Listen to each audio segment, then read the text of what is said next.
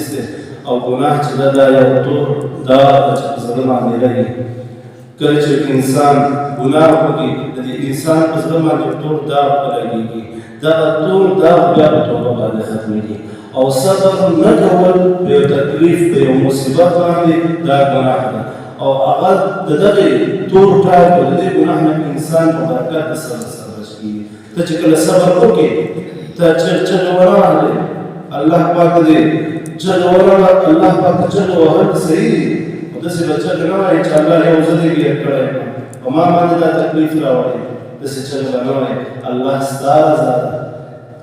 څنګه چې دا دومره وختونه دې په ما باندې نعمتونه خوړل خیر دی که نن ستا د طرف نه په ما باندې یو مشکل راغلی یو غم راغلی که ستا د طرف نه په ما باندې یو امتحان راغلی یو ځل لقمان حکیم رحمه الله دا د یو کس غلام نو هغې دا د خپل مولا ته ډېر زیات ګران په څه باندې ته ګران ځکه زیات ګران دا ډېر زیات هوښیار انسان ډېر د عقل او د حکمت نه ډکې خبرې پرې کولې نو هغې مولا به په دې باندې ډېر زیات پام کوو په خپلو لاسونو باندې د ښایسته ښایسته خوراکونه ورکول یوه ورځ یې خربوزه پټ کړله او دا یې لقمان حکیم رحمه الله ته په خولې کې ورکوله دی یې خوړله ډېر خوند یې خوړله کله چې ښه خربوزه ختمېدو کې شو لږه پاتې چې ختمه شي نو لقمان حکیم چې کوم مولا دې لږ راواست خپلې وخوړې چې ویې خوړل هغه دومره ترخه وه چې د هغې ژبه د تریخوالي د لاسه وپړسېدله پورې شوله هغه یې کړله د مولا د خپل د لقمان حکیم ته وایي دومره ترخه خربوزه تا ولې وخت ته ما ته نه ویله چې دا دومره ترخه ده تا دومره په خوند خوړله ما ته دا به ډېره خوږی حضرت ما ته پته چې دا ترخه وه خو دا نور کله هر وخت په ما باندې څومره ښایسته خواږه نعمتونه خورې خیر دی که نن د ستا د لاس نه ما نن هغه ترخه خربوزه وخوړله دا خو څه پروا نه کوي زه دا نه غواړم چې تا ته عزت کړم او تا ته یې کړم چې نن دې ما ته ترخه هغه تریخه خربوزه راکړه نور کله ما ته خواږه خورې دغه شان الله رب العالمین هر وخت درباندې بې شمېره خواږه نعمتونه خوري خیر دی که یو ځل درباندې یو تکلیف راغی یو مصیبت درباندې راغی یو غم درباندې راغی خیر دی دا د الله د طرف نه په تا باندې امتحان دی ته ازمایي چې ته ولې ته په دې امتحان کې کامیابېږي که ناکامېږي نو ته به صبر کوې ته چې په صبر وکړې الله پاک به تا ته اجر درکړي او که صبر دې ونه کړو دا ګناه ده او ګناه د سړي په زړه باندې تور داغ لري او دغه تور داغ نه ځان بچ کړې هغه په صبر سره ځان بچ کولی شي د صبر په برکت سره دغه انسان دغه بچ کېږي او بیا رسول الله صلی الله علیه وسلم فرمایي والقرآن حجة لك او عليك قرآن ستا دپاره دلیل دی عمل دی پرې وکړو کومو شیانو باندې چې الله تا ته پرې امر کړی دی هغه دې ومنه کومو شیانو چې الله پاک ته منع کړی دی هغې نه دې ځان منع کړو تلاوت دې پرې وکړو عزت دې ورله وکړو دا ستا دپاره د قیامت په ورځ باندې هغه حجت دی بل حدیث کې راځي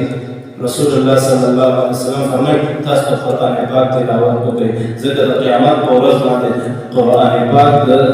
قرآن پاک د هغه کس شفاعت کوي چا چې په دنیا کې تلاوت کړی وي چا پرې عمل کړی وي او بیا رسول الله صلی الله علیه وسلم فرمایي او علیک په تا باندې ته حجت او دلیل دی که تا پرې عمل ونه تلاوت دې نه ونه کړو تاقچه کې دې ایښه او په پوښونو کې دې 10-12 پوښونه دې راوستي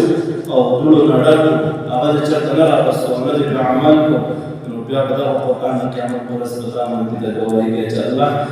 تا دې انسان ته لېږلی دې خلکو ته لېږلی دی په ما باندې عمل نه و کړی زه شاته وغورځولی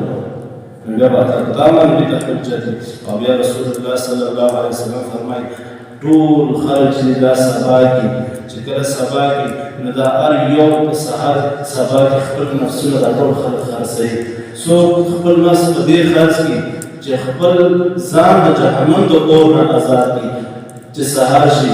انسان چې سهار شي خامخا په یو مشغولېږي خو دا په داسې کار کې ځان مشغوله کړي چې هغې کې د الله رضا پرته وي د الله پاک رضا پکې طلب کوي نیک کار کوي په دې باندې الله رضا طلب کوي نو کله چې دغه انسان په دغه کې ورځ تېروي چې د الله رضا کوم مقصد وي نو په دغه باندې الله پاک د انسان ته مغفرت کوي او چې الله پاک تا ته مغفرت وکړو ته به د جهنم د اور نه خلاص شي او بیا رسول الله صلی الله علیه وسلم فرمایي څوک د خپل نفس په دې خرڅ کړي خپل نفس په هلاکت باندې خرڅ کړي د څو ورځې شي بس د الله پاک په نافرمانۍ کې لګي د الله پاک نه بیا غافل نو دغه خپل نفس په دې خرڅ کړو چې د الله پاک نه غافل شي د الله پاک په نافرمانۍ کې خرڅ کړو او د الله پاک نافرماني دا سبب د انسان لپاره د دخول د جهنم که انسان د الله پاک نافرماني کوي دا ستا نه نافرماني کول دا ستا نافرماني کول دا سبب د دې لپاره چې ته جهنم ته داخل شي نو یو انسان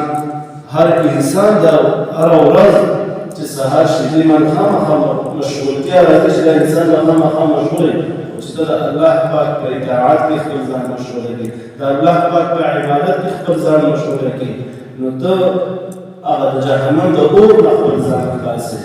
او که ته د الله پاک په نافرمانۍ کې خپل ځان مشغوله کړي د الله پاک نافرمانۍ کې ګناهونه پرې ټوله ورځ اخته یې نو تا د خپل نفس په دې په هلاکت باندې خرڅ کړو یعنې تا هغه اعمال وکړل چې په دغې اعمالو سره جهنم ته ځي